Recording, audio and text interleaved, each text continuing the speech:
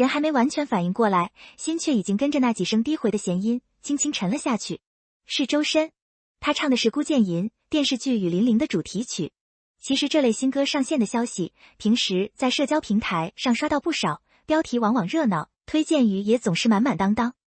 可真正戴上耳机，让第一个音符落进耳朵的那一刻，才发现有些声音是专门挑着某个安静的缝隙才来的。它不喧哗，不抢戏，只是像一阵穿堂风掠过旧庭院，带着点初秋的凉意，却把角落里落灰的物件一件件照得透亮。说起《雨霖铃》，其实我惦记这部剧已经有些日子了。倒不是为了什么大制作的噱头，也不是冲着某位演员的流量，而是单纯冲着展昭这2个字。小时候看包青天，每到展护卫出场，心里总会莫名亮一下。那时候年纪小，不懂什么朝堂暗流，也不明白江湖规矩的深浅，只是觉得那个穿着劲装、佩剑而立的人身上有种说不出的干劲。他不张扬，却总能在一地鸡毛里稳住局面。他话不多，但眼神一抬，就知道什么叫有所为，有所不为。后来长大了，看过太多被包装的过于完美的英雄，反倒更怀念当年那个一身不衣，却把义字刻在骨子里的展昭。如今听说杨洋要演，张若楠也在，心里那点久违的期待就这么被轻轻勾了起来。其实选角这种事向来众说纷纭，但有时候我们等的并不是一个分毫不差的复刻，而是一个能让我们重新相信侠还在的契机。哪怕只是短暂的信一次，也足够让疲惫的日子多出一点柔软的底气。所以当周深的声音真正响起时，那种感觉像是一本翻旧的书突然被风吹开了某一页。他没用那种一上来就先翻屋顶的高音，而是先低低地铺了一层底色。那声音里藏着一种很克制的情绪，像是剑鞘里的刃还未出鞘，却已能感觉到重量。紧接着笛声与古琴的音色缓缓渗入，不是那种刻意的国风堆砌，而是像水墨画里的留白，一点点把江湖的轮廓勾出来。你听着，仿佛能看见长街落雨，青石板泛着冷光，能听见远处马蹄声碎，也能感觉到某个独自赶路的人100被风掀起，手里握着的不只是一把剑，还有一段不肯妥协的执念。音乐最奇妙的地方，往往不在于它给了你多少画面，而在于它愿意为你腾出多少想象的空间。孤剑吟就做到了这一点，它不替你填空，只轻轻递来一支笔，剩下的交给你自己的心跳去写。周深的嗓音向来有种特别的叙事感，他唱歌不像在舞台上表演，倒像是在某个昏黄的灯下跟你慢慢讲一段老故事。你听孤剑吟的前半段，低音区走得极稳，字句咬得并不重，却带着一种温润的绵长。那不是软弱，而是一种历经千帆后的沉静。就像展昭站在公堂之上，面对权贵威压，不怒不躁，只凭一身正气站定。可到了副歌，声音忽然拔高，却不刺耳，反而像一道光劈开云层，直直地照进人心里。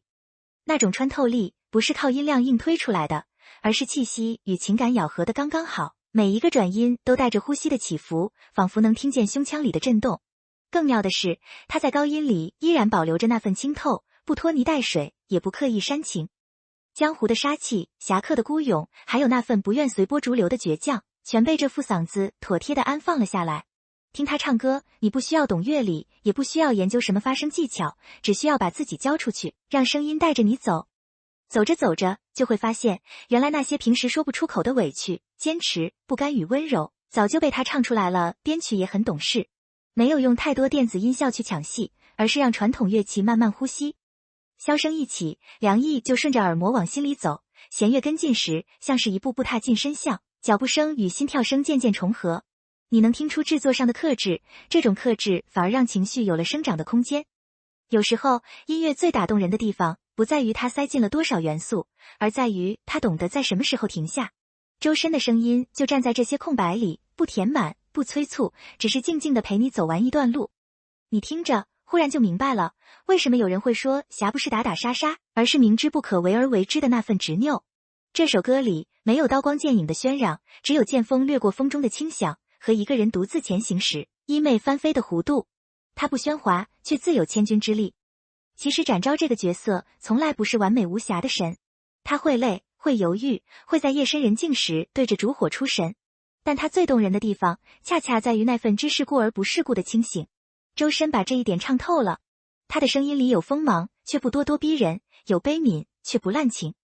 你听他唱到孤剑2字时，尾音微微拖长，像是一声极轻的叹息，又像是一次无声的宣誓。那不是英雄主义的呐喊，而是一个普通人在看清世道的冷硬之后，依然选择握紧手中剑的 quiet determination。我们这个时代其实很少再谈侠了，生活被切割成一个个待办事项，效率成了唯一的标尺，连情绪都要讲究性价比。可偏偏在这样的日子里，听到这样一首歌，心里某块干涸的地方忽然就被轻轻润湿了。原来有些东西从来没有消失，只是被我们藏得太深，需要一阵风，一首歌，一个恰到好处的声音，才能把它重新唤出来。它不叫人逃避现实，只是提醒你，在赶路之余，别忘了自己为什么出发。有时候我会想，为什么我们总会对武侠题材念念不忘？或许不是因为向往刀光剑影，而是渴望一种更纯粹的连接。在孤剑引里，这种连接被声音具象化了。它不靠剧情推进，也不靠台词解释，只是用一段旋律，一副嗓音，就把赤诚、坚守、孤勇这些词熬成了能喝进心里的汤。你不需要读过多少古籍，也不需要背下什么诗词，只要曾经在某个人生的十字路口犹豫过，曾经在某个深夜独自做过决定，就能听懂这首歌里的重量。周深唱得轻，却落得很沉。他不是在教我们怎么做，只是把那份属于江湖的骨气原原本本地交还给我们。听完之后，你也许会合上手机，继续去赶明天的早班地铁，但心里某个角落已经悄悄多了一把剑，不常拔出来，但你知道它在那儿就够了。生活依然琐碎，日子依然忙碌，可当某个瞬间被这首歌轻轻碰触，你会忽然觉得，那些看似无意义的坚持，其实都有人懂。如果你刚好有空，不妨去听一听孤剑吟。不需要特意挑什么时间，也许是在下班的公交上，也许是在煮一碗面的间隙，又或者只是睡前关灯前的那几分钟，让声音自己慢慢渗进来，不用急着找意义，也不用急着感动。好音乐从来不怕等，它只等愿意停下来的人。